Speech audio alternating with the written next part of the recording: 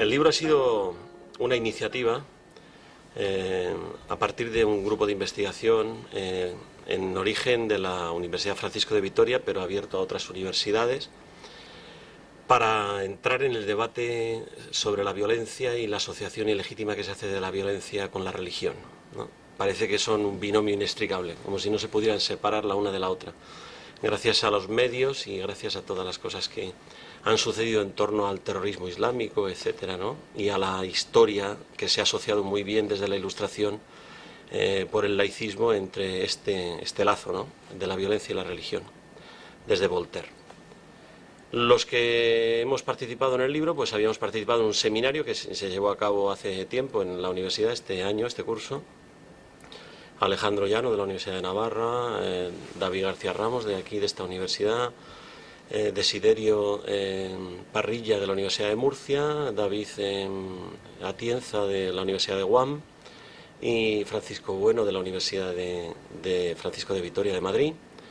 E invitamos a algunos más en el seminario del CEU y de la Universidad Complutense. Y entre todos hemos colaborado dando nuestro punto de vista o nuestra pequeña perspectiva sobre este tema de la violencia y de la religión. Eso es básicamente. Y de lo que trata el libro es de provocar, ¿no?, desmitificar esta relación, ¿no?, que viene ya puesta en marcha en algunos autores como William T. Cavanaugh, por ejemplo, René Girard, que es de donde nosotros nos hemos inspirado para poder hacer esta crítica al mito que se ha forjado en torno a esta relación entre la violencia y la religión. Y lo hemos titulado La violencia del amor precisamente para provocar, porque es verdad que el amor, también tenemos una visión edulcorada del amor y muy romántica o muy mística, pero el amor requiere hacerse violencia también, ¿no? Lo que pasa es que la diferencia está en que la violencia afirma la diferencia buscando una identidad y no cede nunca, y el amor afirma la identidad buscando la diferencia y ahí cede el primero, cuando se trata de amar al otro por encima de la propia vida. En síntesis, es esta la idea rectora desde el punto de vista de lo personal. Desde el punto de vista de lo histórico es deshacer este mito, ¿no? Y entonces pues hay que trabajar en este sentido, ¿no?, y ver cómo en el origen la religión tiene una función exactamente igual que la tienen hoy las democracias seculares, ante el escándalo de la violencia del hombre, arbitraria y desmesurada y azarosa muchas veces y otras veces incontrolable. La religión ha sido el primer parapeto, el primer obstáculo a la violencia, intentando canalizarla a través de lo sagrado. A veces la ha disparado, porque lo religioso y lo cultural, lo humano, no se puede separar, y es el hombre el que hay detrás, y el hombre es mimético, y el hombre es rivalizante, y el hombre siempre está en competencia, en concurrencia con el otro. Pero lo sagrado ha sido el primer intento de canalizarlo. Lo que pasa es que ese mecanismo no ha funcionado, ha sido desamortizada esa genuina inspiración de lo religioso, de expiar en una víctima en la violencia de todos contra todos, porque ha sido puesta en duda por el cristianismo, ¿no?, señalando la inocencia de las víctimas, ¿no?, y esta arbitraria y loca y furibunda violencia de los sistemas, que se basa su orden social sobre la expiación en un inocente. Y poner en duda esto también es añadir que tenemos que poner en duda la legitimidad de la violencia que ejerce el Estado y la legitimidad de la violencia supuesta que ejercen las democracias seculares, que de manera quirúrgica o profiláctica defienden la violencia y generan solo cadáveres, como el totalitarismo del siglo XX los ha engendrado en el nombre de la razón. Y parece ser que se obvian más los crímenes en el nombre de la razón, esos monstruos que decía Goya que se genera por la razón, que ahí están en la historia testificando los montones de cadáveres, holocaustos, shoahs, etcétera, que ha habido a lo largo de la historia, y se fija solo uno, al menos en el mundo posmoderno, en la Inquisición, como una especie de caballo de batalla o chivo expiatorio sobre el cual descargar una violencia inusitada, cuando es casi ridícula comparada con los montones de cadáveres que ha hecho la razón. Y sobre todo la razón posmoderna que viene ahora en el siglo XXI, que es, en aras de la ciencia y de la razón instrumental, pues nuevos genocidios, nuevas eugenesias, nuevas violencias legitimadas por un Estado plenipotenciario que se siente legitimado para hacer bestialidades en el nombre de la razón de Estado, ¿no?, en el nombre de las mayorías. Que esperemos que no sea muy largo, o que nos alarguemos todo lo que nos apetezca, y pasemos un rato agradable hablando de las cosas que nos gustan, que de eso se trata. Investigando y buscando un poco más, encontrar las verdades de todo, ¿no? Que es nuestra labor como filósofos, antropólogos, filólogos, profesores de universidad, en definitiva. Por eso este libro se presenta en la Universidad Católica de Valencia, en un ámbito universitario que es el ámbito de la cultura, de la investigación. Rápidamente, un poquito la estructura del acto. Yo voy a dar paso rápidamente, voy a ceder la palabra al editor del libro, de la editorial Asociación Bendita María, que ha tenido la gentileza, la alegría y el entusiasmo de arriesgarse a publicar estas cosas que hoy en día es difícil encontrar. Gente que se arriesgue con esta valentía. Y después el profesor Eduardo Ortiz, profesor de esta casa, presentará ahora la presentación del libro y luego iremos interviniendo cada uno de los autores que estamos aquí. No estamos todos, pero estamos casi todos. Y hablaremos un poco de cuál es el origen, la gestación de este libro, por qué pensar estas cosas, la violencia y el amor, por qué se pueden pensar estas cosas hoy y en este ámbito, en la universidad y en una universidad católica. Pues sin más le cedo la palabra a Jorge Santana.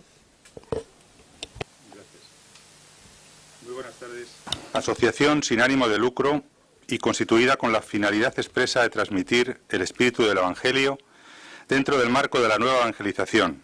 Nuestra asociación no pertenece a ningún movimiento, estamento, orden o congregación religiosa. Somos simplemente un grupo de personas de distintas realidades eclesiales ilusionados por la nueva evangelización. En junio de 2006 comienza a editarse la revista Buena Nueva, animada por el reto de la nueva evangelización que tanto impulsó Juan Pablo II, presentando una forma de expresión del Evangelio que quería ser más cercana a la vida y a las necesidades de los hombres de hoy, sin perder la fidelidad a la doctrina de Jesús y a la tradición de la Iglesia, y ajustándose también a las consideraciones de Benedicto XVI a su llegada al pontificado, donde proponía a los cristianos participar en los medios de comunicación y desde allí anunciar a Cristo. Buena Nueva nace no tanto para los que están fuera de la Iglesia, sino más bien para los que están dentro, como una ayuda a tantos creyentes que necesitamos escuchar todos los días la Buena Nueva. La alegría de la salvación, y como medio de formación que nos permita dar razón de nuestra fe en la sociedad de hoy. Y es que los creyentes no estamos inmunizados frente a las nuevas corrientes de pensamiento, la teología del pluralismo, donde cualquier doctrina es válida, la tentación del relativismo que nos lleva a la tibieza del corazón, la ideología de género donde al hombre se le concede el derecho a elegir su orientación sexual, la cultura hedonista, los nuevos falsos derechos como el derecho al aborto, a la eutanasia, etc. Estas doctrinas, en muchas ocasiones, también se cuelan en nuestras parroquias, en nuestros colegios, en nuestras casas y en nuestras universidades. Y así, poco a poco, muchos creyentes comienzan a comulgar con algunas de estas ideas de esta nueva religión que pretende borrar de su devocionario el sufrimiento, el combate, la tentación, la paciencia, el dolor, la vejez, la persecución, etc. La catequización, entre comillas, constante que recibimos de los medios de comunicación, de masas, sobre todo de la televisión, pertenece a una concepción materialista, hedonista y relativista de la vida, contraria al cristianismo, pero que lenta e imperceptiblemente va calando en las personas de buena voluntad, hasta el punto de que muchos cristianos terminan pensando, como lo hace el mundo, pero sin dejar de asistir a misa los domingos y de considerarse cristianos. Hay que decir que la Asociación Bendita María tiene el respaldo, el apoyo y el aval de la Conferencia Episcopal Española, lo cual para nosotros es una garantía, un estímulo y, por supuesto, una gran responsabilidad. Comenzamos esta aventura en junio de 2006 y, como se pueden imaginar, con grandes dudas, pero enseguida nos dimos cuenta que podía hacer mucho bien y que la palabra, iluminada por el Evangelio, siempre realiza prodigios en la vida de los hombres. Quiero contarles un solo ejemplo de una señora que nos llamó diciéndonos que había cogido la revista en su parroquia cuando tenía una hija de 16 años que estaba embarazada y decidida a abortar. Nos dice que se la dejó en la habitación abierta por un artículo que se editaba sobre el aborto y 2 semanas más tarde le confesó su madre que estaba dispuesta a tener el niño. La madre le preguntó la razón del cambio y ella le contestó que había leído aquel artículo en la revista Buena Nueva y le había removido por dentro. La madre estaba contentísima y nos llamaba para darnos las gracias. Para nosotros fue una gran señal del bien que puede hacer la palabra. Esta vida salvada justifica con mucho la existencia de nuestra revista. Termino diciendo que Buena Nueva es de tirada nacional, que cuenta con 132 páginas a color. En ella se contemplan numerosas secciones que abarcan casi todos los ámbitos de la vida cotidiana: familia, educación, bioética, cultura, entrevistas, testimonios, reportajes, catequesis, entretenimiento, etc. Todos los que trabajamos en ella lo hacemos gratis, porque también gratis hemos recibido esta buena nueva, la buena nueva de la salvación. La suscripción anual es de solo 25 euros al año, ya que no pretendemos hacer negocio, sino difundir el Evangelio. Al final, cuando termine esta presentación, si alguno está interesado en suscribirse, pues nos deja su teléfono y su nombre, y luego, pues la semana que viene, desde la asociación le llamaremos para recabar el resto de los datos de la suscripción. Posteriormente, hace 3 años, la Asociación Bendita María inició la edición de libros y una página web, www.revistabuenanueva.com, donde pueden informarse de nuestro fondo editorial y encontrar todo lo referente a nuestra actividad. Este libro, La violencia del amor, que hoy presentamos, inaugura una nueva colección que se llama Colección Lectio, dedicada fundamentalmente a catequética, enseñanza, docencia, cátedra y magisterio. Estamos preparando ya el siguiente título, que se llama Las consecuencias de las herejías en la historia, de Giuseppe Genarini. Aprovecho también este momento para ofrecer a la Universidad Católica de Valencia la posibilidad de publicar lo que desee en esta nueva colección. Muchas gracias. Adelante, Eduardo. Buenas tardes a todos y gracias por haber venido. Más allá de algunos precedentes geniales, el conócete a ti mismo de Sócrates, el me he hecho un problema de mí mismo de San Agustín, esa es la meta que la filosofía occidental se impuso progresivamente desde la modernidad. Es algo que culturalmente aún estamos lejos de haber alcanzado, ese conocimiento adecuado de nosotros mismos. Uno de los obstáculos que encuentra quien transita ese camino del autoconocimiento, del conocimiento de sí, es la ineludible presencia de la violencia y el mal entre nosotros. Contemplar la violencia y el mal inquieta, desasosiega, incluso desquicia. La inquietud, el desasosiego, el desquiciamiento son estados de ánimo y situaciones existenciales en las que no podemos instalarnos durante mucho tiempo. No es extraño que apartemos la mirada, que propongamos soluciones falsas para mitigar la crueldad que la violencia y el mal traen consigo, o que incluso lleguemos a intentar sustituir el mundo real por otro, ideal, utópico. Claro que, como hemos experimentado una y otra vez, esos remedios suelen ser peores que la enfermedad que pretenden curar. Sin embargo, hay entre nosotros de vez en cuando chispazos o episodios de lucidez interpretativa, hermenéutica.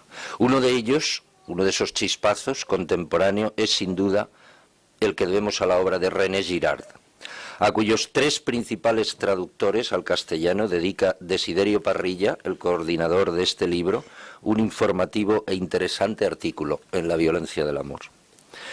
Este casi nonagenario historiador, crítico literario y filósofo francés, René Girard, nos propone embarcarnos en el viaje del conocimiento de nosotros mismos, armados con una clave hermenéutica, el deseo mimético. Hasta tal punto vivir es imitarnos los unos a los otros, que nos copiamos nuestros deseos, es decir, lo que deseamos, pero también la intensidad y la frecuencia con la que deseamos lo que deseamos. Como es fácilmente imaginable, eso lleva a un sinfín de conflictos interpersonales, la violencia que nos acompaña. Cuando el nivel de contienda llega a un límite insoportable, la lucha de todos contra todos se convierte en lucha de todos contra uno. Aparece la figura del chivo expiatorio, explica Girard.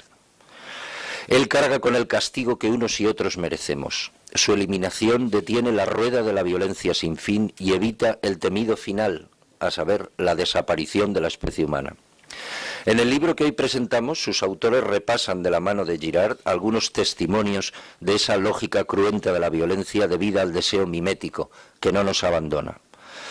en la muerte de Juan el Bautista, recreada por Flaubert y Oscar Wilde, en un artículo de Amalia Quevedo, en la violencia padecida por los coptos durante la primavera árabe, en un artículo de Francisco Bueno, en la evangelización de las Islas Marianas comenzada por el jesuita Diego Luis de San Vítores en el siglo XVII y en la cadena de violencias padecidas por los autóctonos debido al afán de apropiación de las grandes potencias, en un artículo del jesuita Francis Hessel y en otro de David Atienza, misionero allí en Guam. En algunas inolvidables estampas de la gran literatura occidental, debidas a Cervantes, Shakespeare, Dostoyevsky, Proust, en un artículo de Alejandro Llano, y también en otras estampas de la literatura y el arte contemporáneos, en 3 tragedias de García Lorca y en el Guernica de Picasso, en un artículo que debemos a David García Ramos. La historia de la humanidad reproduce una y otra vez esta dialéctica de conflicto de deseos, violencia creciente, identificación de una víctima y su consiguiente sacrificio. Son las sombras de nuestra historia en la que junto a los logros de que nos sentimos tan ufanos se escuchan los lamentos y los gritos de los desclasados, los desheredados, los marginados. La novedad es que Dios se ha puesto del lado de estos últimos.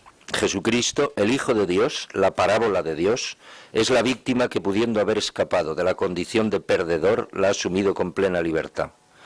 En la noche tremenda del Huerto de los Olivos, en Getsemaní, Jesucristo delibera y elige, contrariamente a como lo hicieran Eva y Adán en el Huerto de Edén.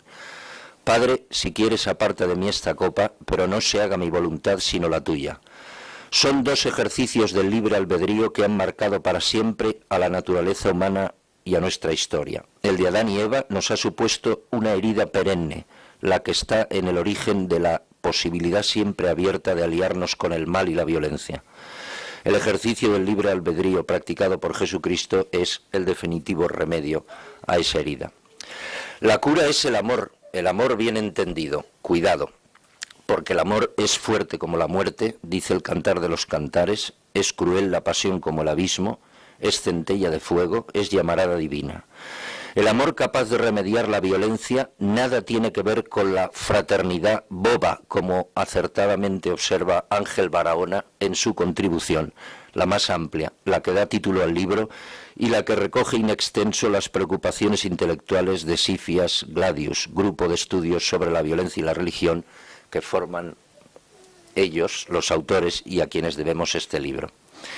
El amor que vence la violencia es un tipo de amor que ningún ser humano ha sido capaz de imaginar. Es el amor que Jesucristo manifiesta a lo largo de su vida y una de cuyas expresiones cimeras está en las conmovedoras palabras que pronunció en la cruz. Padre, perdónales porque no saben lo que hacen. Es el amor al enemigo,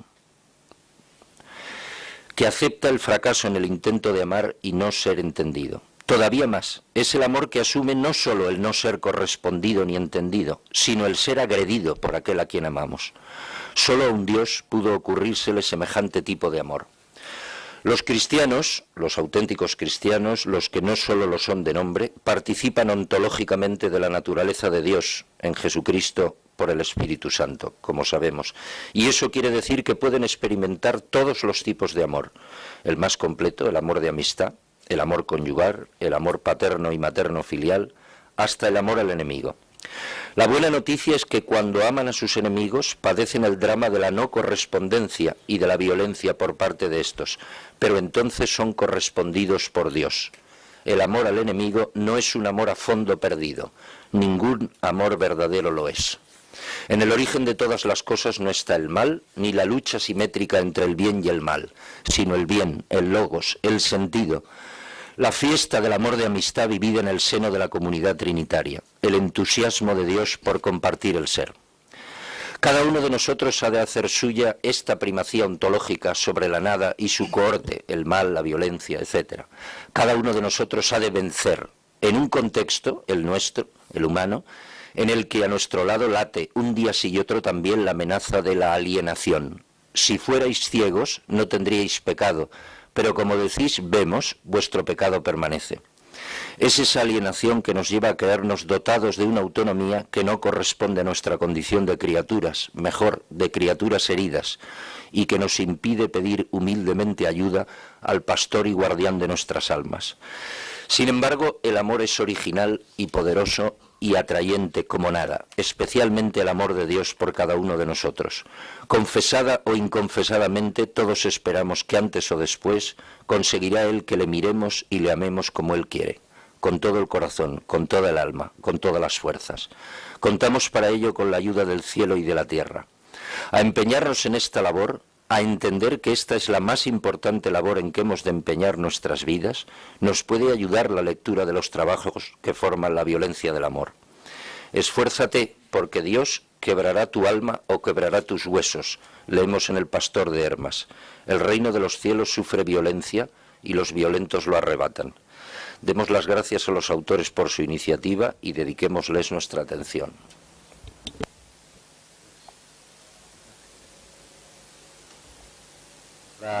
Ángel Barahona, él es profesor de la Universidad Francisco de Vitoria, director allí del Departamento de Humanidades. Durante muchos años ha ejercido la docencia en secundaria, en institutos de Madrid, donde yo también he visto lidiar con la violencia de los jóvenes, de los adolescentes.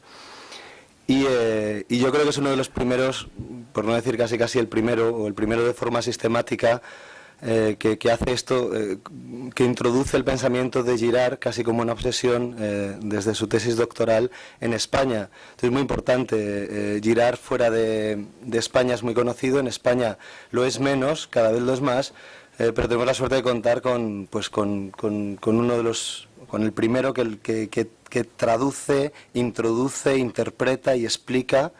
Y aquí también es importante hablar de la labor docente, ¿no? Explicar esto a los demás. Explica este pensamiento tan asombroso y que todavía está generando nuevo pensamiento, dinamizando los pensamientos ya viejos. Entonces es una suerte poder contar hoy aquí con él y ahora sí, ya te cedo la palabra. La cita sí la voy a leer. Es del año 78, con lo cual fijaros que casi profético es, ¿no? Dice: la esperanza solo es posible si nos atrevemos a pensar en los peligros del momento presente.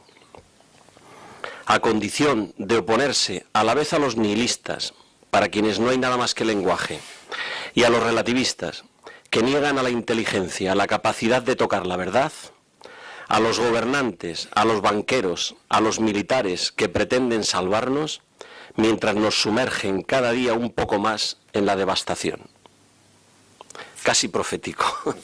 Lo de los banqueros está dicho, ¿eh? O sea que en aquella época no había mucho movimiento, pero fijaros si es actual, del 78, en Deschaux Cassiers. Bien, ¿cuál es la motivación de este libro?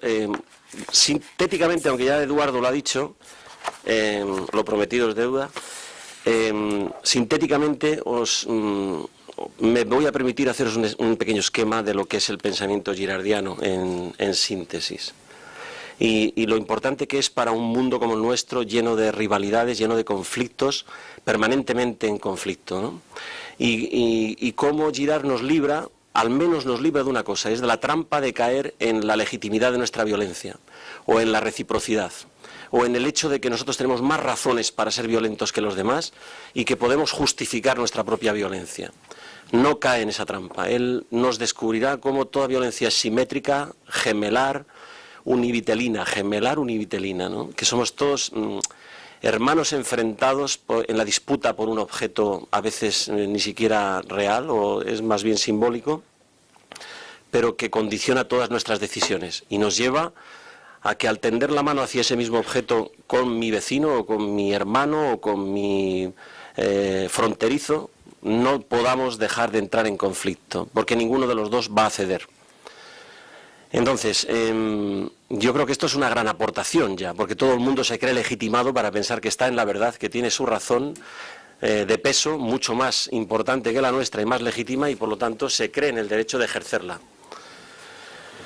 En síntesis, brevemente, el hallazgo primordial de la teoría girardiana es un aspecto que siempre había pasado desapercibido por el carácter casi poético que le había dado Platón a la mímesis, y hasta Auerbach, que es el último que vuelve a hablar de este concepto como importante, o uno de los últimos, siempre había estado desposeído del carácter conflictivo que hay en la mímesis. Siempre la filosofía ha cargado las tintas en la racionalidad o irracionalidad del sujeto humano, pero pocas veces lo habían puesto en la mímesis como un factor determinante constitutivo antropológicamente, ¿no? Y en la infancia se ve muy claro, en los adultos no tanto porque borramos las huellas y no queremos reconocer que somos copiones miméticos de lo que hemos visto en nuestros modelos o de lo que vemos en nuestros partners, ¿no? En nuestros compañeros de viaje.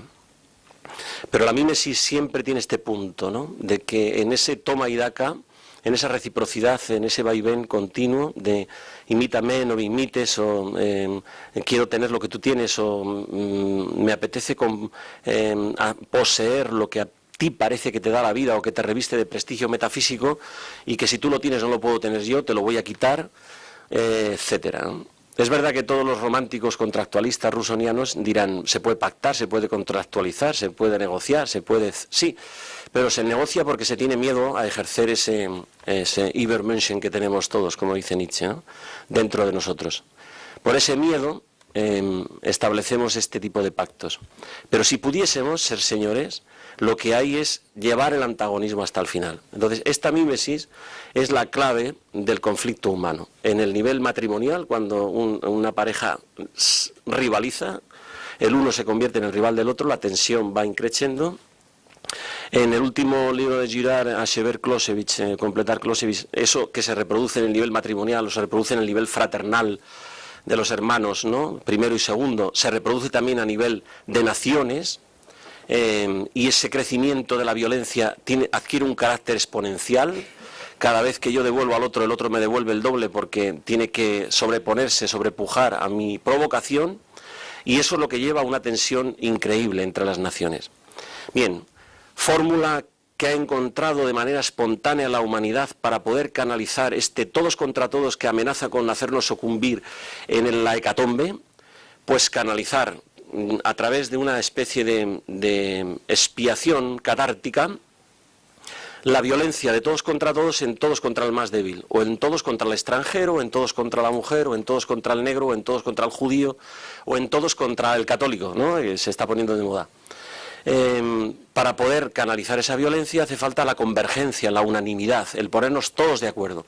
Ese ponernos todos de acuerdo es mimético, no es consciente, no es racional, es el fenómeno imitativo, gestualizante. El que tira la primera piedra me convierte a mí unánimemente en un congénere, me confundo, me sumo, me hago como él y pierdo mi conciencia individual que me haría responsable de ese acto criminal. Esta unanimidad mimética, este mecanismo que ya Suárez hablaba de él, el contraria sunt circa idem, los que son rivales cuando se ponen en círculo son uno solo, genera esta identidad, esta comunión, este sentimiento de grupo que se utiliza esta mecánica mimética en el estudio del bullying, en el estudio del acoso, del mobbing, ¿no? En el estudio de los conflictos sociales, de los linchamientos, de los fusilamientos, los aquelarres, las guillotinas, las ejecuciones en las plazas públicas, etcétera, etcétera, a la que la humanidad nos tiene tan acostumbrados. Generar el orden social mediante esta unanimidad mimética conseguida de manera casi espontánea simplemente porque yo imito al que tengo al de al lado, ¿no? Y tiro la piedra porque él la ha tirado, o tiro la almohadilla en el campo porque el otro la ha tirado, o silbo al árbitro porque el otro la ha tirado, o pito al presidente de la plaza de toros porque el otro la ha tirado.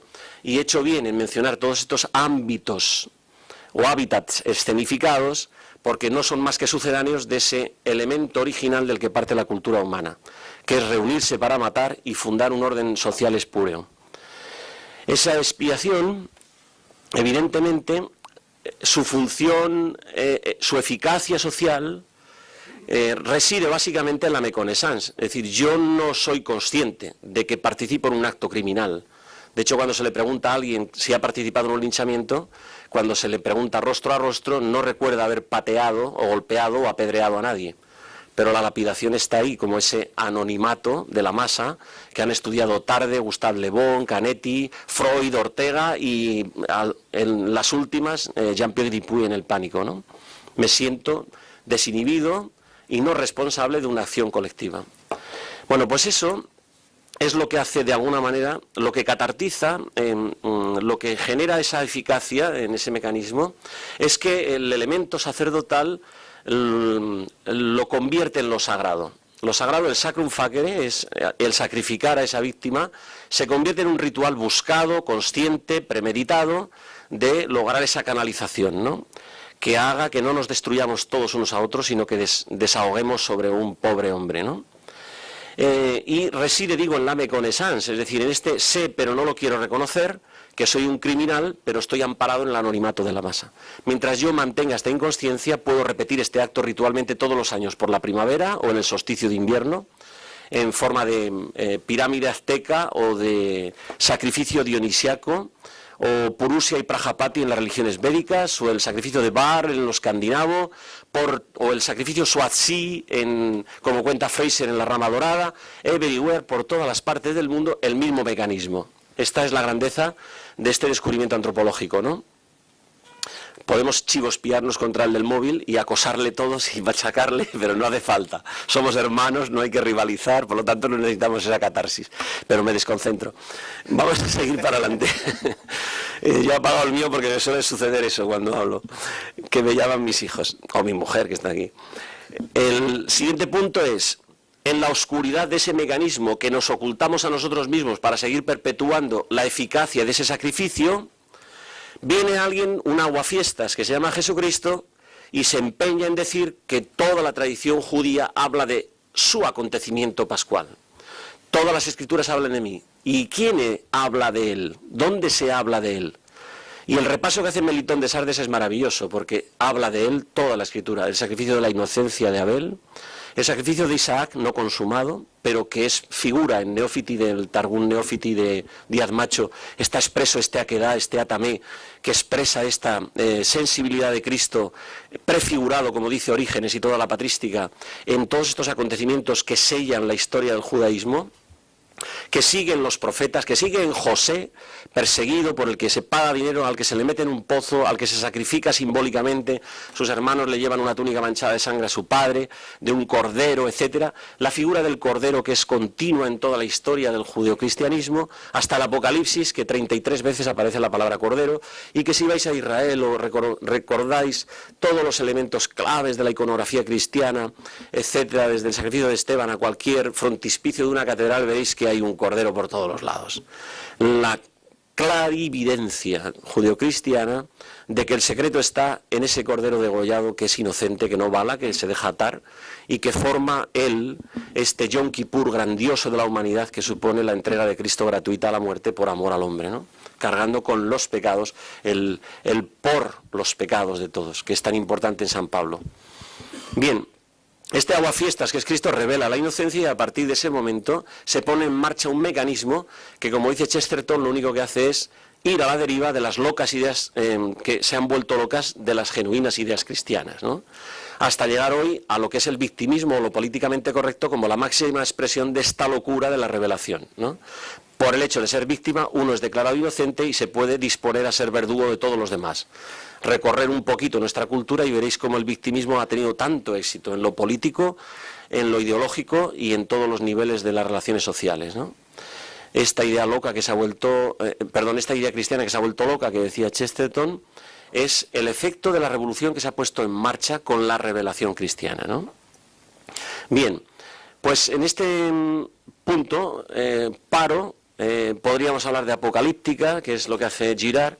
Podríamos hablar de enfatizar muchísimo más los escondrijos que hay en el relato de la pasión sobre el desvelamiento de este mecanismo oculto de la historia de la humanidad, que está detrás de lo sagrado, la puesta en evidencia de lo que significan las religiones sagradas, esa gran mentira que se ampara en esta violencia expiatoria sobre los inocentes que supone esta revelación de Cristo. Pero yo voy a hacer un poco de énfasis en el título del libro y en el artículo que hay dentro del libro, que no habla de Girard, da por supuesto de que ya lo conocemos, a lo mejor sea un error tal vez, pero bueno, de alguna forma veladamente se deja caer este esquema simple, ¿no?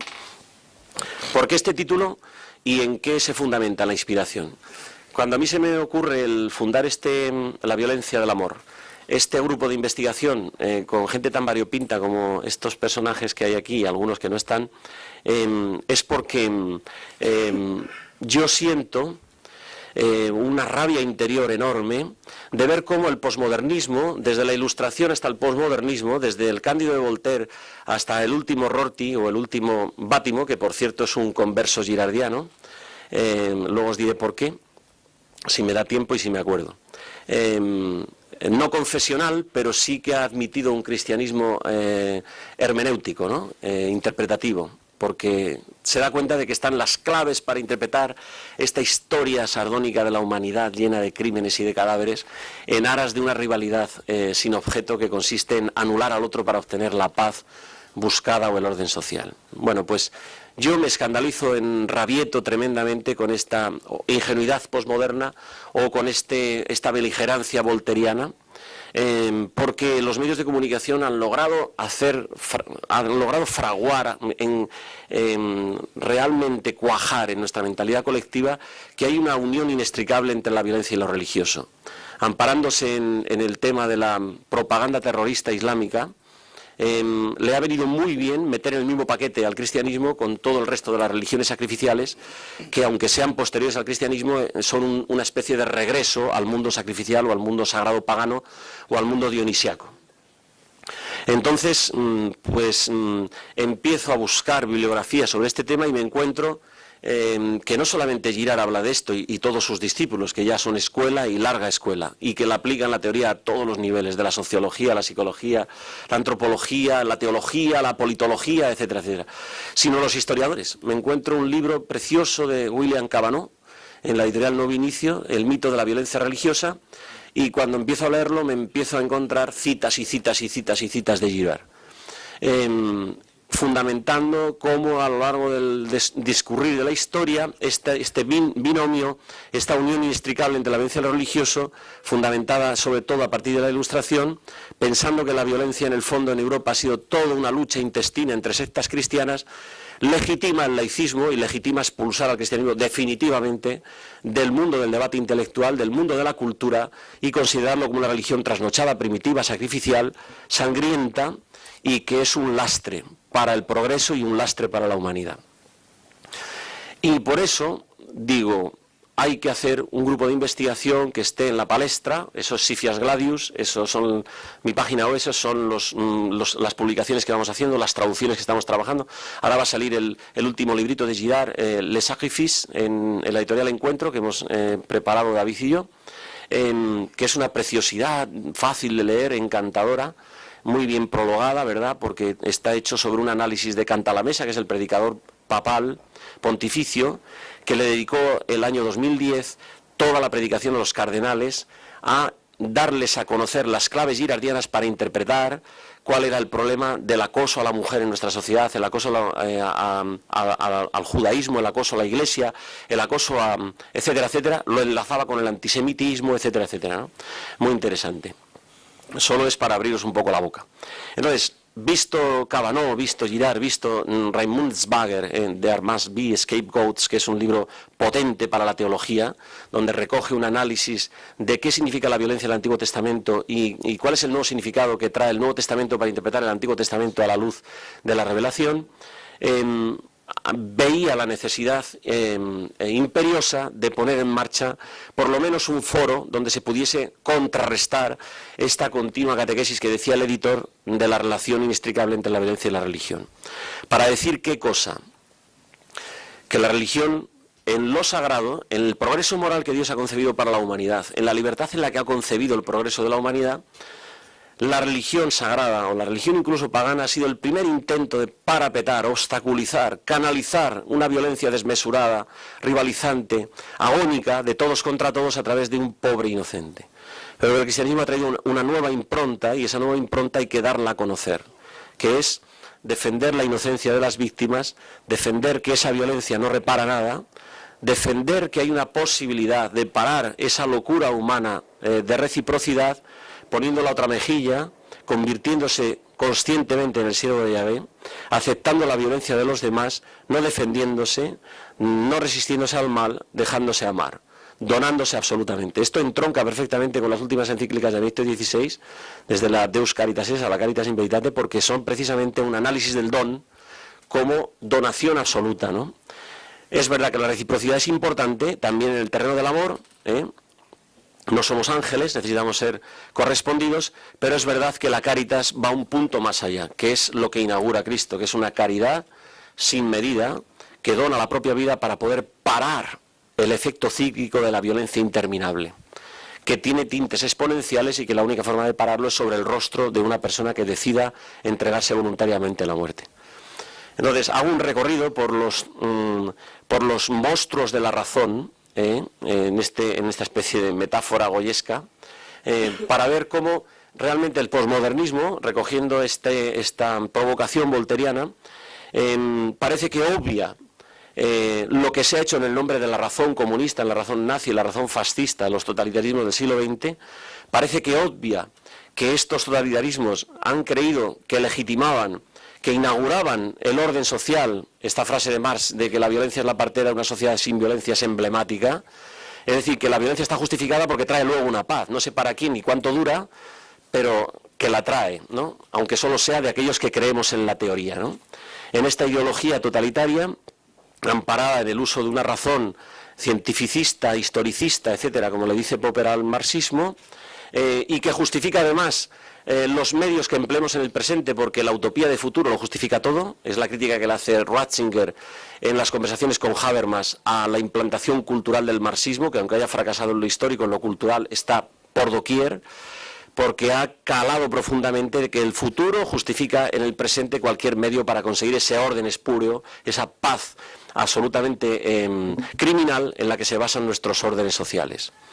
Recorro también otros elementos escandalosos del uso de la razón en la Shoah, en el Holocausto, etcétera, judío en la Segunda Guerra Mundial, y también en el nuevo totalitarismo que está en ciernes, que es el de las democracias seculares, ¿no?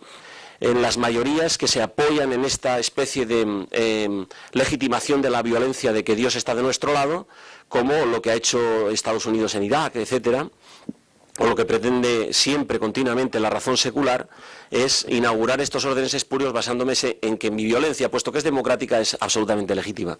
O también el nuevo totalitarismo que nos espera en el siglo XXI, que es que en el ara de la ciencia vamos a inmolar a muchísimos inocentes.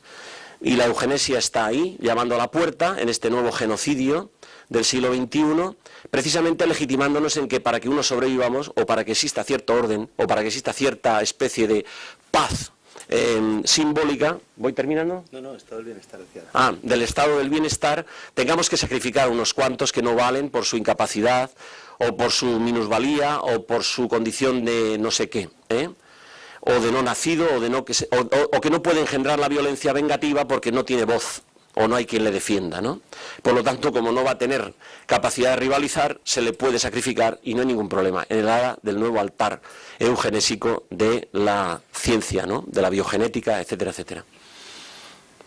Entonces, y para terminar, ¿no? ¿Hay algún motivo para la esperanza, como decía Girard? Sí, el primer motivo para la esperanza es, estamos aquí. Nos hacemos eco de los riesgos del futuro.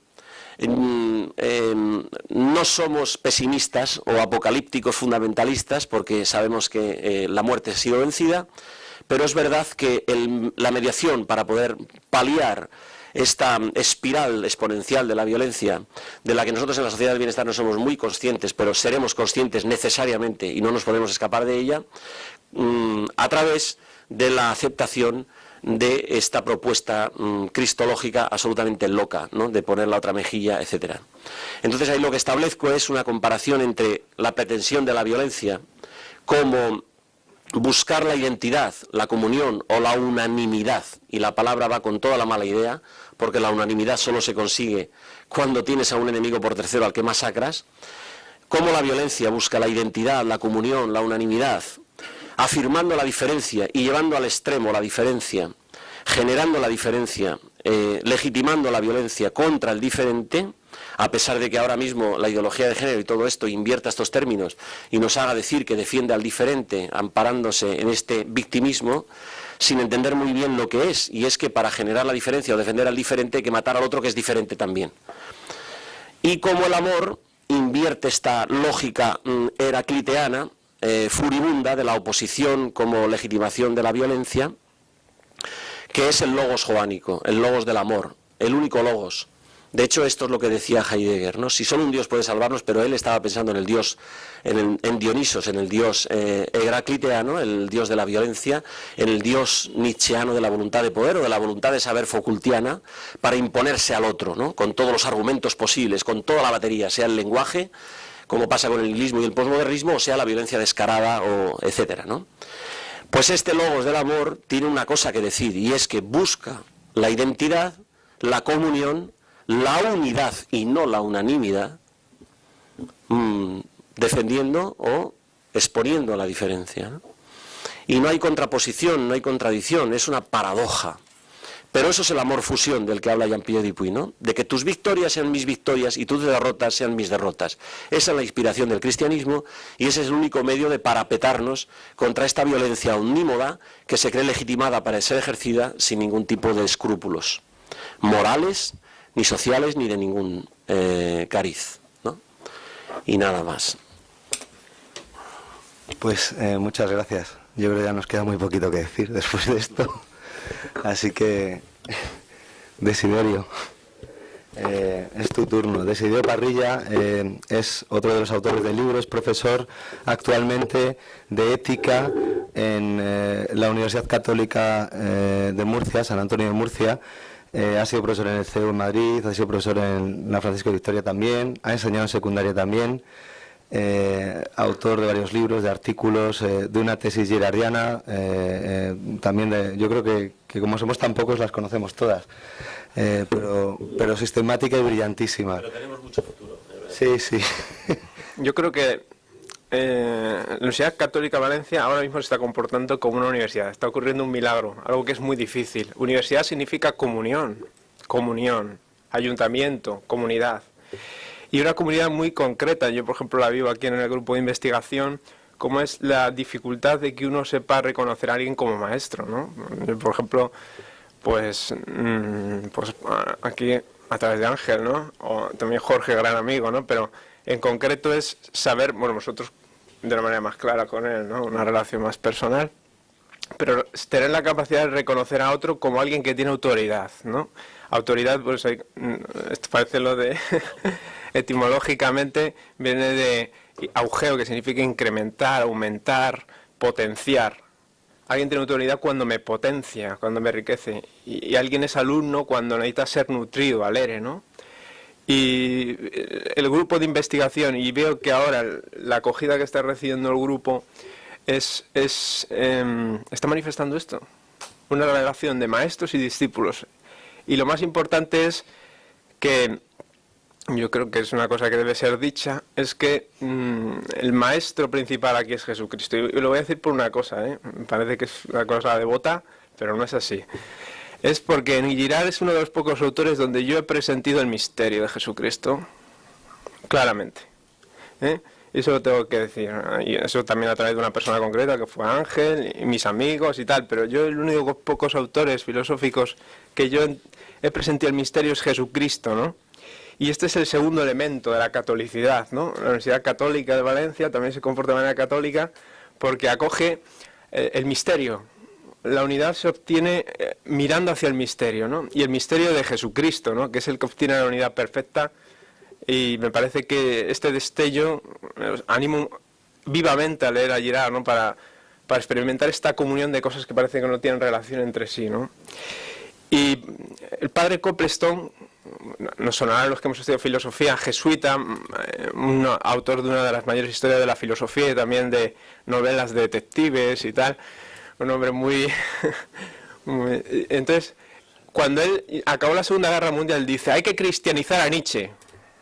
Hay que cristianizar a Nietzsche. Y lo dice también en Historia de la Filosofía. Nietzsche tiene que ser cristianizado. Pensaron que se le había ido la olla.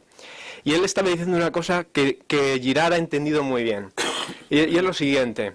Este odio que hemos vivido en la Segunda Guerra Mundial, esta guerra total, que decía Goebbels, esta batalla absoluta, esta guerra absoluta, es solo un reflejo de nuestras relaciones cotidianas. O sea, es solo un reflejo, es otra escala. En la familia, en el barrio, se está viviendo este odio. Si no, los archivos prioritarios del judaísmo hubiera sido impensable. La Segunda Guerra Mundial no hubiera empezado si no hubiera sido por antisemitismo, etc. A todos los niveles. Un odio. Entonces dice, hay que entender por qué ha sucedido esto. Y entonces él dice que hay que cristianizar a Nietzsche. Esto es una cosa importante. Es decir, porque Nietzsche nos ha dicho que ya podemos odiar sin sentir remordimientos, que el odio es bueno, que el odio es la clave, que el mal es la solución, y la guerra ya puede ser total y restricta, etcétera. Y dice, ¿y cuál es el problema? Y dice Copleston, dice, el problema, él no había leído ayer, ¿no? Y dice, el problema es claro, en Así habló Zaratustra, dice ahí Nietzsche, ¿cuándo hemos entendido que el resentimiento, el odio, la envidia, la rivalidad es la verdad? Pues lo hemos entendido cuando hemos matado a Dios, con la muerte de Dios. Cuando hemos matado a Dios, ya todo está permitido. Es decir, es el pasaje de Así habló Zaratustra, donde aparecen unos personajes perplejos, tambaleantes, que dicen, estáis borrachos, como en Pentecostés, ¿no? Estáis borrachos, dicen, no estamos borrachos, es que Dios ha muerto. No estamos borrachos, nos hemos apuntado a las SS, yo estoy apuntado al Partido Comunista, es gente perpleja que ya ha matado a Dios en su corazón. Es decir, es el niño que cuando ha sufrido la injusticia, cuando ha sufrido el mal, no ha dicho, me coloco en un madero, sino que ha dicho, tú no existes. ¿Entendéis? Es decir, es el hombre, el inocente que sufre, porque todo hombre que viene a este mundo va a sufrir injustamente. Todos tenemos que sufrir constantemente la injusticia. Nadie se va a librar de esto. Es inherente a este estado de caída que todos tenemos que sufrir, y sufrir injustamente, siendo inocentes. Esto es así. Y entonces hay unos hombres que son los últimos hombres que han dicho, pues Dios no existe. Dios ha muerto. Yo no me cuelgo de ningún madero. Yo no voy a... Y salen como perplejos y dicen, ¿estáis borrachos? Y dicen, no, es que hemos entendido la verdad. Es una sátira de Pentecostés y tal. Y es una sátira también del libro de las Lamentaciones. Cuando están el libro de las Lamentaciones, dicen, ahí va el rabino perplejo que no sabe lo que pasa. Están comiéndose a sus hijos, es el máximo sufrimiento que han tenido que sufrir. Y dicen, y están lamentándose diciendo a Dios, ayúdame, pero desde la cruz. Pero dice Nietzsche, ya, ¿qué cruz? Ni qué cruz. Y entonces dice el padre Copleston, es decir, solo podremos desandar el camino que ha desembocado en la Segunda Guerra Mundial, del desarrollismo que va a venir, en el que estamos inmersos, cuando entendamos la muerte de Dios. Es decir, que mirando un crucifijo entendemos qué es eso. Y vamos a dejarnos de tonterías. ¿Me explico? Es decir, que un hombre del siglo XX pueda mirar un crucifijo y entienda lo que es eso. Que tenga el Espíritu Santo. Y Copleston lo dice así de claro. ¿De acuerdo? Y entonces hay otro filósofo muy interesante que es Alasdair MacIntyre. Y MacIntyre va a las conferencias Guildford, que para que entendáis es como el premio Nobel de la filosofía. Y entonces es un converso comunista. Y entonces él hace es muy bonito el artículo, hace un libro que son 3 versiones rivales de la ética: genealogía, enciclopedia y tradición. Lo que dice es que la labor de la universidad en el siglo XXI tiene que ser la misma labor que tuvo la universidad en el siglo XII. Es decir, coger las tradiciones que eran rivales, que eran enemigas, y cristianizarlas. ¿Y qué hizo la universidad en el siglo XII? Pues cogió la patrística con la gentilidad, con Platón, Aristóteles, y la cristianizó, de manera que un pagano mirando el crucifijo entendiera que no tenía que matar a Dios, tuviera el Espíritu Santo. Y lo que dice MacIntyre es lo siguiente: tenemos que hacer lo mismo que en el siglo XII, coger la genealogía, es decir, a Nietzsche y todos sus discípulos, Foucault, Derrida, Deleuze, etcétera. Tenemos que coger la enciclopedia, la masonería internacional, etcétera, etcétera, etcétera, etcétera. Todo eso, y que la tradición cristiana lo ilumine. Es decir, que la gente presienta el misterio. Bueno, pues sorprendentemente esto es lo que ha hecho Girard. Ha hecho la síntesis más brillante. Yo, como se suele decir, remito un artículo donde yo intento entender esto, ¿no? Y solo digo una cosa más y me callo. Y es, yo lo pensaba, y hablábamos antes con Nacho sobre China y todo esto, ¿no? Y tú piensas, el sufrimiento del inocente, que hace la gente está de Foxconn, ¿no? Que ahora se ha suicidado, donde trabajan solo duermen 7 horas diarias, tienen el camastro en el taller, trabajan 17 horas diarias, se acuestan en el camastro 7 horas, se vuelven a levantar un lunes, martes, miércoles, jueves, viernes, sábado. El domingo no descansan, sino que tienen que hacer contabilidad y vuelven 6 días a la semana trabajando, tienen 2 días de vacaciones. ¿Qué sentido tiene eso? Ese sufrimiento, así me explico. Esa violencia, que no es muy diferente de las violencias cotidianas que tenemos que sufrir, o que otros tienen que sufrir de nosotros. Es decir, y dice Girard, una cosa que me gustó, Girard siempre, en la liturgia siempre va a la misa, ahora con el orden extraordinario no tendría problemas, ¿no? Va a la misa previa, a la misa tridentina, a la misa en latín, etcétera. Y a él le preguntaban una vez, ¿por qué usted va a la misa tridentina en latín? Y dice, porque me respetan el silencio. Dice, yo puedo encontrar a Jesucristo, ¿no? Puedo presentir el misterio, no me lo explican todo, yo me puedo encontrar en los silencios. Pues eso es un poco, mirar a Jesucristo, en lo que Girard dice, y él lo que hace es un poco expresar el misterio de Jesucristo, es decir, Jesucristo nos revela que todo hombre tiene que sufrir en este mundo. Estamos en un estado de sufrimiento, de dolor, nadie se va a escapar de este sufrimiento, pero mirándole a él podremos recibir el Espíritu, ¿no? Entrar en una comunión con el Maestro. Y solo una cosa, y ya está, y la conclusión, un poco de balabazado. Por eso el grupo de investigación y la universidad tiene que ser por naturaleza católica, es decir, esta comunión solo se puede obtener gracias a Jesucristo, si no yo a ti que te iba a aguantar, no sé qué decir. Y ya está, ¿no? Luego hablamos ahí fuera. Vale. Bien, para ir terminando ya, el profesor David Atienza, bueno, como ya hemos dado rienda suelta a la comunión, profesor, amigo, amigo de los de la amistad de verdad, de la que ha hablado Desiderio también, ¿no?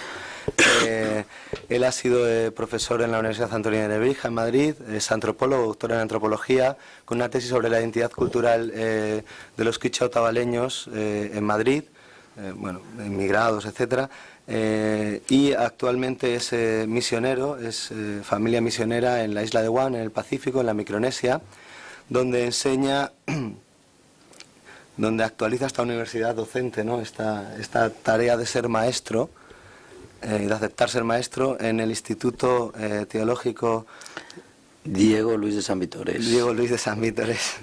Y en la Universidad de Guam como profesor de antropología. Adelante, David. Voy a hablar poco porque estoy afónico. Es una historia.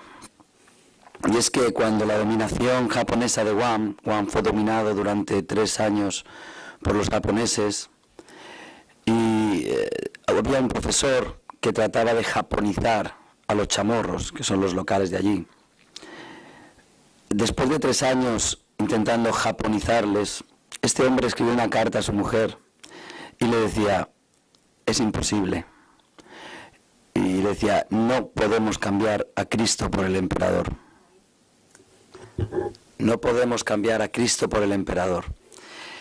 Esto es algo que sucede porque se ha producido el cristianismo, la evangelización incompleta, parcial, quizá no profunda, del siglo XVII, a pesar de haber sido así, llevó a Jesucristo y comenzó un proceso de mitologizador, desmitologizador.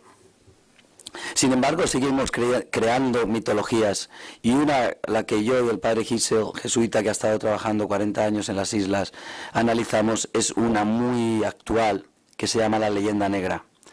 Esta leyenda negra, que es una leyenda, que es un mito, se basa en acontecimientos reales, pero no objetivos.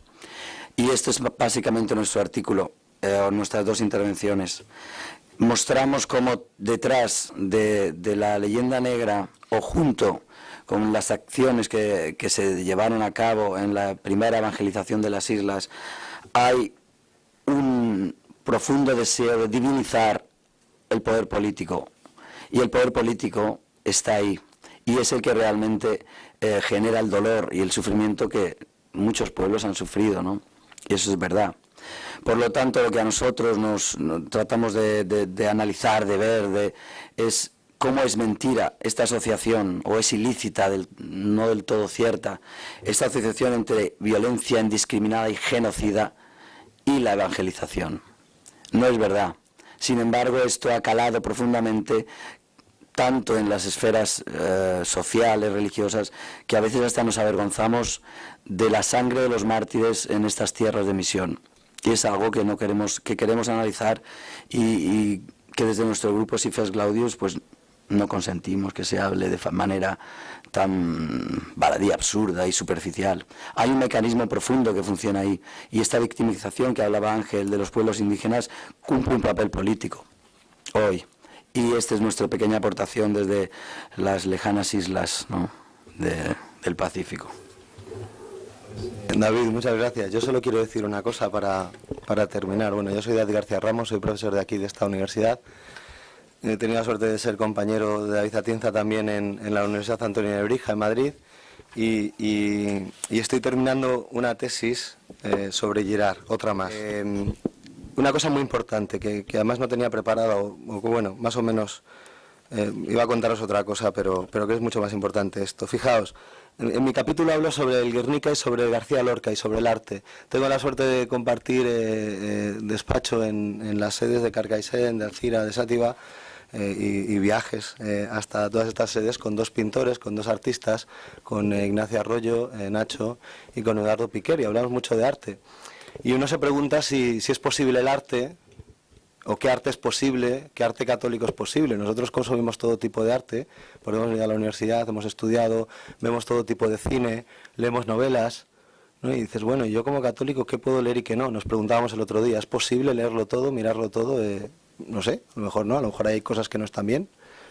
Bueno, un poco no, sin entrar en moralismos, ¿no? Y cuando yo leo a García Lorca o miro el Guernica me pregunto eso, bueno, ¿y esto a mí qué me tiene que decir del hombre? Si ya Jesucristo me lo ha revelado todo, pero vivimos un poco en esa paradoja, ¿no? Un cristiano que ha visto la luz de Cristo dice, bueno, ¿y ahora yo a qué me dedico? ¿A investigar qué? Si Él es la verdad.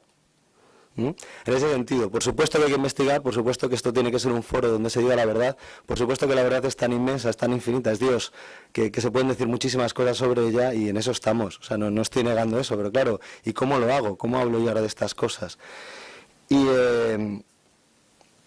yo creo que el artista, que es una persona muy complicada, el que escribe, el que pinta, el que diseña un edificio, compone una sinfonía, ha captado esto y tiene que expresarlo. Ha captado la verdad, ha captado algo sobre el hombre, sobre Dios, sobre el mundo, la naturaleza, y tiene que expresarlo. Y para expresarlo cuenta con las palabras, con la pintura, con los símbolos, con mitos, con relatos. David nos acaba de contar un mito, un relato, y hemos dicho, entiendo, parece que capto algo de lo que David me quiere explicar a través de este relato. Podía haberlo explicado teóricamente, pero ha hecho un microrelato, un cuentecito, y hemos dicho, lo entiendo, cojo algo, ¿no? Pues un artista hace eso mismo, ¿no? El problema es que las palabras, los símbolos, los mitos, tienen un origen, como nos contaba Ángel, tienen su origen en el sacrificio, en una violencia ilegítima, en el sacrificio del inocente. Girard demuestra en varios de sus libros esto mismo. Todo el hombre, la cultura, todo lo llamamos cultura, y ahí entra todo el arte, nace de este sacrificio ilegítimo de una víctima inocente, de esta violencia que no es la violencia del amor. ¿Es posible hacer arte a partir de la violencia del amor? Es lo que yo me preguntaba y le vengo dando vueltas y no sé si te había contestado. Me vais a permitir, decía Desiderio antes, me vais a permitir que lea el final de mi capítulo, queda muy mal y no es lo correcto, es que no lo puedo decir mejor. Entonces, para no marearlo mucho. Me ha gustado mucho algo que ha dicho Desiderio. Cuando yo no recordaba, recuerdo la entrevista, pero no recordaba esto. A Girard le gustaba encontrarse en los silencios, y este rito le permitía, ¿no?, encontrarse en los silencios. Esto parece muy oriental, pero no lo es, como veréis enseguida. La violencia del amor en la pintura, en el teatro, en la literatura y en la música no es capaz de lo sublime, sino del silencio, de la retirada, de la distancia. Tolstoy, Hölderlin, Nietzsche, entre otros muchos, han experimentado la ceguera de la visión de la verdad, seguida de la espera de la parusía, de la segunda venida. Entre medias solo nos es dada la locura o la santa humildad, que pueden ser lo mismo, a lo mejor. Podemos ver, el santo humilde puede ser visto como un loco. La violencia que muestra el amor es una violencia en negativo, que se muestra en los huecos y en los silencios más que en las acciones y en las palabras, preñadas todas de esa otra violencia sacrificial. En este sentido, la oración es la escucha de este amor en el silencio al que conduce, un silencio nada oriental. Por otro lado, un silencio que tampoco está poblado de aullidos, un silencio que tenemos que aprender a escuchar, porque si la violencia del sacrificio supuso el nacimiento del lenguaje, esto que os decía hace un momento, supuso el nacimiento del lenguaje, la violencia del amor nos conducirá a un nuevo lenguaje, un nuevo logos, que no tiene nada que ver, pero que sí está relacionado, por supuesto, con el logos griegos, pero es algo nuevo. Cuando hablamos de la novedad del cristianismo, usamos palabras y parece, bueno, la novedad, pero no, es nuevo, prefigurado ya en este, que ahora nos permite alcanzar a oír el murmullo de una respuesta, poder mirar cara a cara, poder mirar este crucifijo del que les hablaba Desiderio, poder mirar cara a cara la realidad, que a veces es un Cristo sufriente, un ecce homo, cuando miramos al inocente que sufre, ¿no? Todos tenemos un inocente que sufre cerca, un familiar que tiene un cáncer, cuando lo miramos, que es importante, porque al final toda la filosofía y todo lo que hagamos remite a esto, ¿no? ¿Cómo explico yo esto? ¿Cómo lo racionalizo? Poder mirar cara a cara la realidad, poder hacerlo, como lo hacemos o como queremos hacerlo en este grupo de investigación, en esta universidad, en la Universidad Católica, y doy fe de ello, que se trata de hacer, poder mirar cara a cara esta realidad, ya es ese nuevo lenguaje, poder hacer lo que estamos haciendo, mirarlo, deconstruir, desmitologizar, hablar, desenlazar esta unión ilegítima entre violencia y realidad, como queremos hacer. Esto ya es este nuevo lenguaje, así que somos afortunados por poder escuchar esto. Muchas gracias, nada más. Aunque luego uno no sepa bien dónde termina, seguramente habrá que seguir con ello. Pero a mí me incomoda que hablemos de la violencia del mundo moderno, de la razón posmoderna, de Nietzsche, y que en esta película, al hablar del cristianismo, hablemos solo del cristianismo en el lado de la redención. No, lo siento, no hay nada más mimético que un auto de fe, y la Inquisición existe. Y para no quedar muy mal, citaré a Ratzinger y citaré el acto de la Iglesia de pedir perdón en el jubileo del año 2000. Lo digo consciente de que yo también en trances similares tengo este mecanismo que creo que nos convendría corregir, de situar la propia historia cristiana al margen de la violencia que se da en el mundo moderno. No, es que es verdad que en la raíz del mundo moderno están las guerras de religión, y hay pocas cosas más miméticas que las guerras de religión del siglo XVII. Esto no es un invento, no es un festival de anticlericalismo, es historia.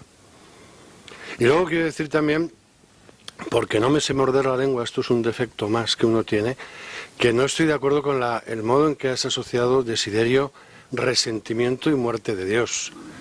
Supongo que es yo no creo que sea así en Nietzsche, que el resentimiento no viene de la muerte de Dios. La crítica de Nietzsche al resentimiento está muy bien, de hecho Max Scheler la aprovechó estupendamente luego, y creo que precisamente desde el cristianismo lo que tendríamos que indagar es en qué medida en el mundo actual existe resentimiento contra lo cristiano. Y eso es lo que hay cuando se dice que el paganismo subyace a la evangelización y que permanece. Es decir, el hábito no hace al monje, y al mismo tiempo que se está dando la Inquisición está persiguiendo a santos. Con lo cual, es verdad que la Inquisición cae en el criterio religiosizante o sacralizante del mensaje cristiano y quiere convertir a todos a base de violencia, ¿no? Por lo tanto, legítima crítica de la Inquisición y punto. Pero una cosa importante, Cabanó dice que si se puede entender, como dice Voltaire, que todo el siglo XVII es una lucha titánica entre sectas cristianas para desacreditar a la religión, habría que matizar un poquito, porque ¿cómo se entendería que la protestante Suecia estuviese aliada en esas guerras de religión con la católica Francia? O que la católica España estuviese aliada con algunos príncipes alemanes que aceptaban el luteranismo. No está tan claro en la historia que se trate de guerras de religión, sino de una cosa mucho más importante todavía, y es que se ha transferido la sacralidad de la Iglesia a la sacralidad del Estado. y los estados utilizan a la religión como les conviene para llevar adelante sus propios proyectos. Y la Iglesia, por supuesto, y la Iglesia, en algunas medidas que tenemos conciencia de ello, Inquisición y Cruzada, aprovecha esta corriente, ¿no?, esta fuerza social que supone la religión para asociarse con el poder y hacer sus cosas, ¿no? Eso también dice Cábano, porque hemos hecho un desliz, o sea, hemos hecho una especie de división ilegítima también entre religión, cultura y hombre. Y eso no se puede hacer. Lo que se trata de decir es que la religión, en tanto en cuanto cultura, inextricablemente el hombre es el que subyace detrás, porque es la antropología, el ser humano, es violento y utiliza el hábito como le da la gana, inevitablemente. Con lo cual, imputaciones genéricas a la connivencia de la Iglesia con el poder, yo de imputaciones personales a la connivencia de algunos eclesiásticos, clericales, ansiosos de poder, etcétera, con el poder. Porque si no, entonces, ¿qué sentido tiene que la Inquisición persiga a tantos santos o que haya tantos que hayan querido hacer las cruzadas como lo quiso hacer Francisco de Asís? Con la paz, la caridad y entregándose a este proyecto de querer hablar con Saladino para poder peregrinar, ¿no? Es verdad que hemos cometido muchos pecados, que podemos asumirlos como grupo y sentirnos imputados por esta demanda, etcétera.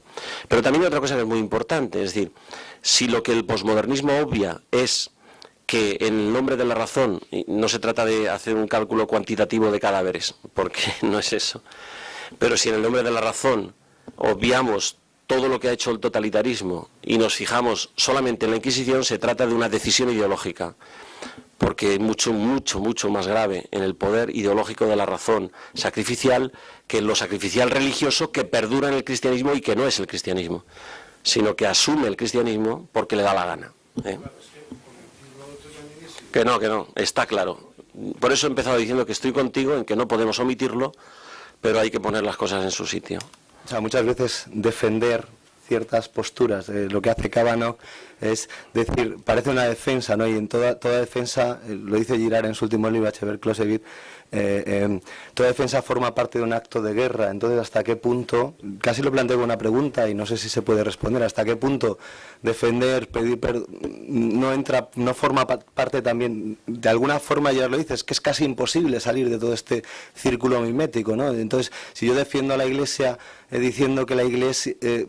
parece que estoy atacando, ¿no?, de alguna forma, ¿no? Si yo en el foro de lo público defiendo, la defensa es parte de la guerra, del arte de la guerra. De hecho, es la parte más importante. Y Clausewitz de esto lo ve clarísimo, porque el que defiende siempre es el que espera que el otro ataque, bueno, etcétera, etcétera. Entonces, es complicado. Ahora, lo que está claro es que, y Girard justo, en Echeverri Closevit lo dice, el Papa Juan Pablo II, antes del jubileo del 2000, Juan Pablo II pide perdón a los judíos por la persecución de carácter sacrificial, en el año 82 creo que es, ¿no?, muy pronto, por la persecución de carácter sacrificial antisemita a lo largo de toda la historia de la Iglesia. Yo en clase de antropología he leído manuales de los años 40, 50 españoles donde el antisemitismo estaba más que claro, después del Holocausto, clarísimo, el maldito, el malvado judío, etcétera, etcétera. Entonces está muy bien que se pida perdón. Creo que la diferencia entre una defensa bélica y lo que están haciendo nuestros últimos papas es que ellos piden perdón, y este pedir perdón es otro tipo de violencia ya, una violencia del amor, a lo mejor, no sé. Yo creo que Girard va un poco más lejos. Nietzsche entiende resentimiento como el odio de los inferiores hacia la superioridad del que le somete, y entonces utiliza ahí como un mecanismo de ataque pasivo-agresivo, ¿no? Digamos, ¿no? Y se inventa el judaísmo y tal. Más se le replica que la santidad no tiene nada que ver con eso y tal, pero ya dice, es que no tiene nada que ver. La voluntad de poder, el querer quedar por encima del otro, en definitiva la envidia, es un juego doble. Todo el mundo quiere dar envidia y todo el mundo siente envidia. Entonces, uno siempre es un poco fuerte y un poco débil. Es decir, uno siempre... A veces le toca estar arriba, a veces le toca estar abajo. Y es igual de envidioso cuando está arriba que cuando está abajo. Es decir, es un análisis mucho más fino el de Girard que el de Scheller y el de Nietzsche. Pero la voluntad de poder es resentimiento, es odio, es prepotencia, es impulso de someter, impulso de imponerse, etcétera, literalmente dicho. Y el último dique que quedaba para dejar fluir esa voluntad de poder es bajarse de la cruz, bajarse de la cruz, o sea, no tener el poder del Espíritu Santo, el poder del amor, de perdonar al enemigo. Cuando se tiene ese poder o no se quiere, ya la única posibilidad que cabe de actuar es con la reacción violenta a la voluntad de poder, a eso me refiero. Y luego de la Inquisición, yo soy un apunte muy breve. Vamos a ver, yo creo que hay que distinguir en la Inquisición entre cuál era la finalidad de la Inquisición y cuáles son las intenciones de los inquisidores y tal. Es decir, yo creo que la función de la Inquisición era buena, santa y que yo creo que es irreprochable, ¿eh? Eso yo y daría pruebas. Y de esta opinión hay gente pues que no es ni cristiana ni católica, sino todo lo contrario. O sea, por ejemplo, Gustavo Bueno en España. Es decir, la función de la Inquisición era acabar con la superstición, acabar con los solicitantes. Los solicitantes eran la gente que abusaba de las mujeres en los confesionarios, con los niños. Estas cosas que nos echamos la mano a la cabeza no ocurrían gracias a la Inquisición. Es decir, algo bueno tenían. Los autos de fe existían, etcétera. Pero hay que también entender los delitos que hoy condenamos igual, pues utiliza un escarmiento público, etcétera, etcétera, etcétera. La superstición, es decir, era más racional la intervención de la Inquisición que no tenerla. De hecho, hemos podido prescindir de ella llegado un momento. Esto es así. Sí, claro, por eso inquirir viene de investigar para que la gente, lo natural que es el linchamiento espontáneo de la masa enfervorizada que miméticamente acosa a una adúltera, a una bruja, a un hereje o lo que sea, fuera investigado. Lo que pasa es que los abusos, es lo que yo decía, es el hombre, es la cultura impregnada y por una pátina de religiosidad cristiana la que sigue permaneciendo y subyaciendo a la evangelización que no agotada, ¿no? Que no ha llegado hasta el extremo, sino que pues desde Constantino lo que se ve es que la Iglesia hace lo que puede para evangelizar a esas masas que siempre viven en el mundo dionisiaco, viven en el mundo de la revancha, en el mundo de la violencia legitimada, etcétera. Pero yo quería decir una cosa, a mí me gusta esa mención que has hecho de Juan Pablo II, porque a mí me pasa muchas veces cuando me meto en debates que caigo en la trampa de que como soy atacado por el hecho de... me revuelvo y entonces digo, Dios, la he vuelto a liar. Iba a decir otra palabra más fea, pero porque caigo en la trampa de rivalizar con el que me ataca.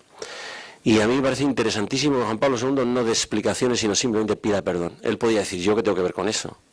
O la Iglesia, de alguna forma, excusarse, ¿no? No, vamos a reconocerlo. ¿Quién hace eso en el mundo? Nadie. Absolutamente nadie.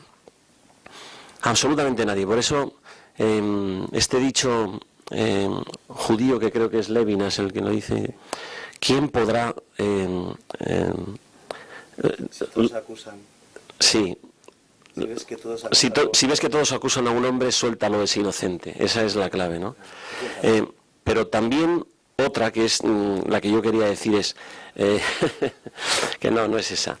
Esa está muy bien, pero es girardiana total. Esta es otra más profunda. Nunca nos perdonarán lo que nos han hecho. Fíjate la paradoja de lo que significa esto, ¿no?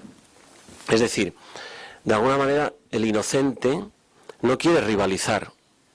El que tendría que pedir perdón, el que tendría que pedir perdón es el que acusa, el Satán, el acusador, el que reivindica la legitimidad de su violencia. Y el que tendría que perdonar dice, no me va a poder perdonar lo que me ha hecho. Esa paradoja lo que está diciendo es, te exculpo de la culpa que tú me atribuyes a mí. Es decir, yo veo, a ver si me explico con más claridad, porque esto es bastante retorcido, pero es muy interesante. Es decir, yo no puedo caer en la trampa de decir, voy a defenderme. Pues no, tienes razón. Soy un corrupto, un pederasta, porque pertenezco a la Iglesia. Yo no toco a ningún niño, y yo no me he corrompido, pero lo soy. Pertenezco a ese cuerpo, yo soy inquisidor, soy un cruzado. He caído en la trampa del mimetismo salvaje, de la religión sacrificial, creer que yo estoy legitimado por pertenecer ahora al poder, de criminalizar al hereje o de perseguir a la bruja o de hacer el mal al hombre y pecador, ¿no? Tienes razón. ¿Te puedo pedir perdón? El problema es que esto revienta todavía más, porque es esto de ¿cómo es posible que tú no me perdones lo que tú me has hecho, porque yo te perdono. Eso desata la rabia, eso es lo que uno no puede soportar, que alguien te exima a ti de la culpa que tienes diciéndote que la culpa la tengo yo. Eso es tremendo, cuando la tienes tú. Pero es sincero que yo reconozco la culpa, de que yo soy un pederasta y de que yo soy un criminal y de que yo soy un inquisidor. Y me siento ahí. Pero esto es lo que yo entiendo por lo que yo estoy en la Iglesia, ¿no? Porque es el refugio de los pecadores. Aquí cabemos, estos cabemos. Y podemos ser reparados del daño que hacemos porque Cristo ha resucitado. Si no, estaríamos siendo un fracasado y un loco. O estaríamos diciendo bobadas. No lo estoy entendiendo bien, porque, no sé, si alguien miente sobre mí, tendré que, a lo mejor puedo perdonarle y no tener ningún rencor, pero puedo decir, oye, esto es mentira por esto y por esto, pero si no tengo derecho a defenderme, o por ejemplo, no sé, a mí siempre me han encantado los santos con carácter, ¿no? San Pablo dice, oye, a mí me juzgáis que soy un ciudadano romano, yo juego con tus leyes también cuando quiero. O incluso Santa Teresa, que le dice a Dios, oye, no me extraña que no tengas amigos, no todo el día sufriendo aquí.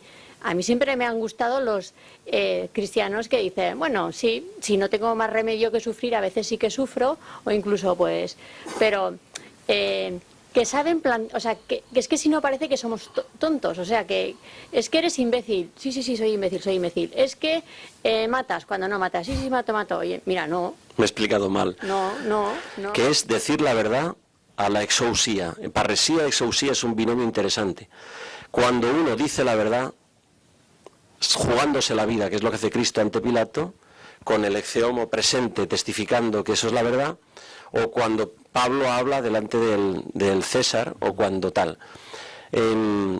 Foucault habla de que esa parresía también está en Diógenes, cuando le dice a Alejandro, apártate que me quitas que me das sombra a la luz del sol, y se juega la vida también. Pero en el cristianismo ya es donde va el punto, es decir, el que yo denuncie la verdad jugándome la vida, parresía, significa, como tú dices, un santo con dos, heroico, santidad heroica, ¿no? Fantástico.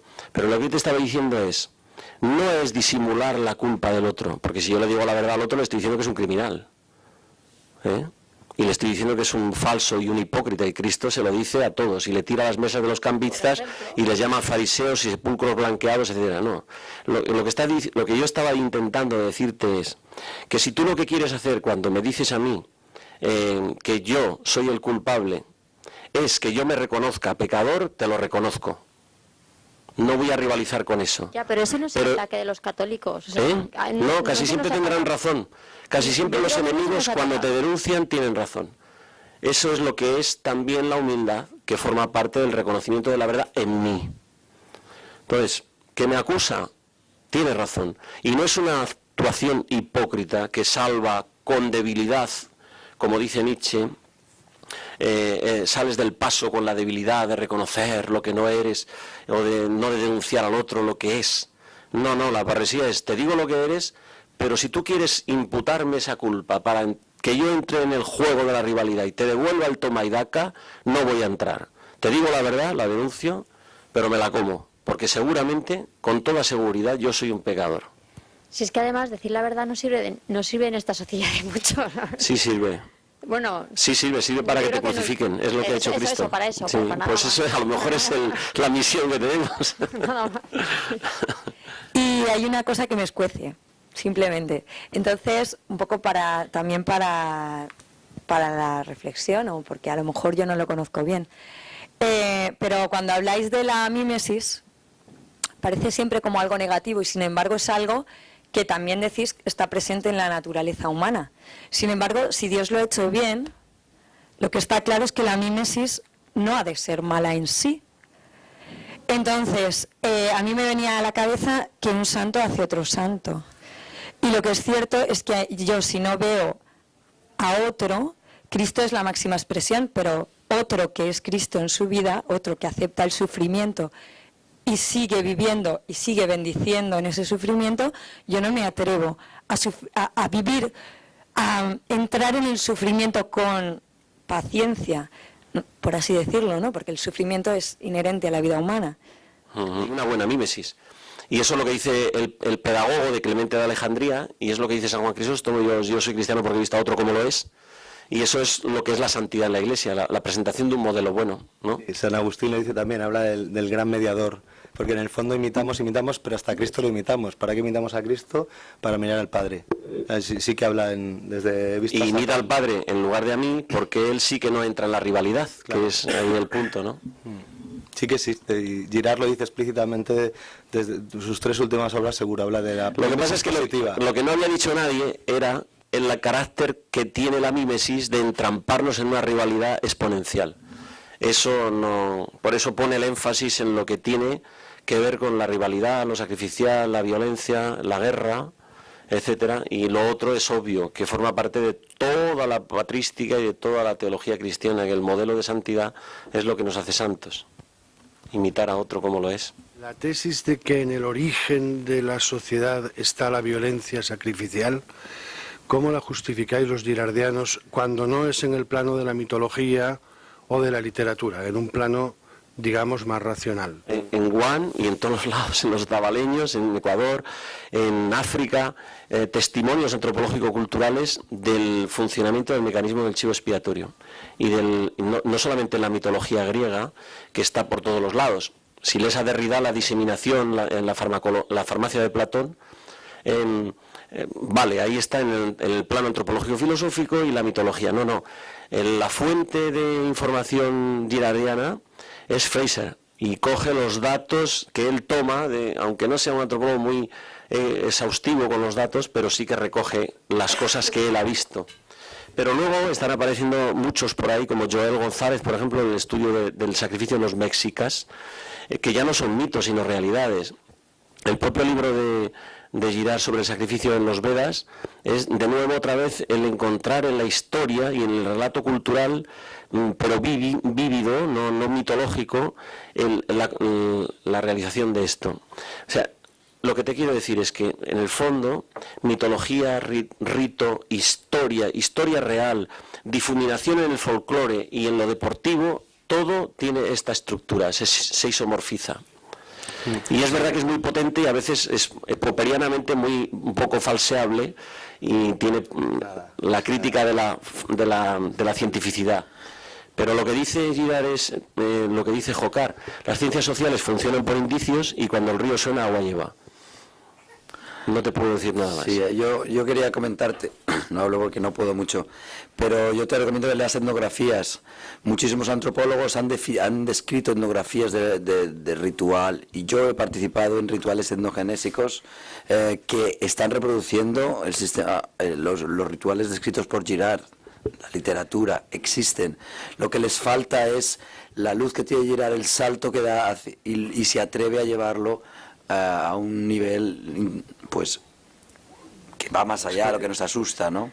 Es que enseño algunas etnografías, sí que conozco de etnografías. Claro. Entonces, yo la pregunta, ya sé que hay estructuras sacrificiales en multitud de relatos y de sociedades, pero me he empleado la categoría origen, que es la que empleo Ángel. Origen, punto de partida. Yo te recomendaría, haciendo un poco lo que decía Isidro Parrilla, de cristianizar a todos lo que decías sobre Nietzsche, que decía el padre Copleston, te recomendaría que leyeras el principio de Dar la muerte de Derrida, que es el último libro de Derrida, todo el principio, porque entonces habla del origen de la filosofía, del origen del pensamiento, filosóficamente, y lo hace en términos filosóficos. Coge a Jan Patocha y habla del secretum, de lo secreto, de que la filosofía siempre expulsa y oculta algo, de que en la filosofía siempre hay un sacrificio también, y lo hace en términos filosóficos. A Girard se le ha despreciado desde la filosofía porque no tiene un discurso filosófico, y él está muy contento con eso.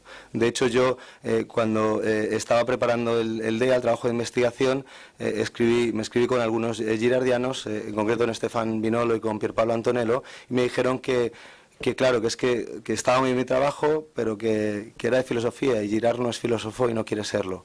Entonces no le interesa explicar filosóficamente el origen de la cultura. Pero una cosilla, es verdad que el origen, no vamos a encontrar un registro arqueológico que muestre científicamente el lugar en el que se dio el sacrificio que generó esa cultura, ¿no? O sea, nos quedamos lo que decía Ángel, Sí, no es posible. Yo creo que a lo mejor no es posible de momento, ¿no?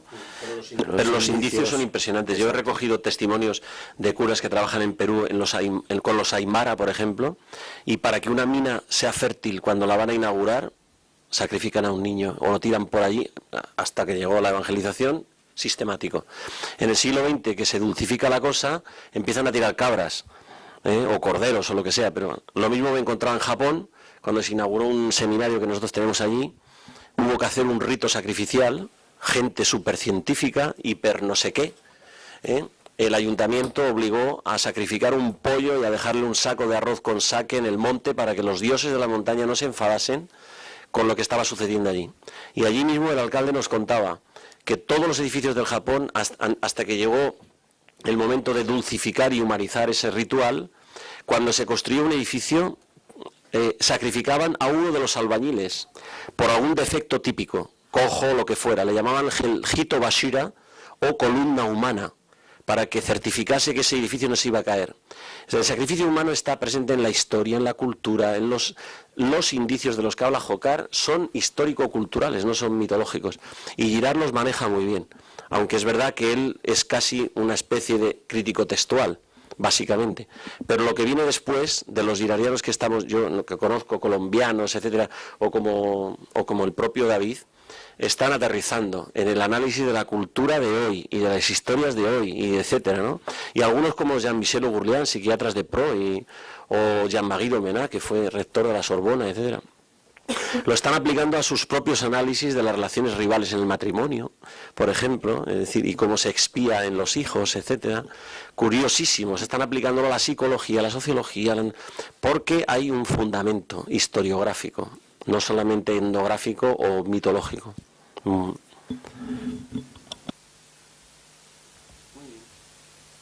Pues muchas gracias. Si no hay más preguntas, a todos por venir. Y muchas gracias por las preguntas, porque yo creo que han enriquecido mucho más el rollo que teníamos aquí, ¿verdad? Muchísimas gracias.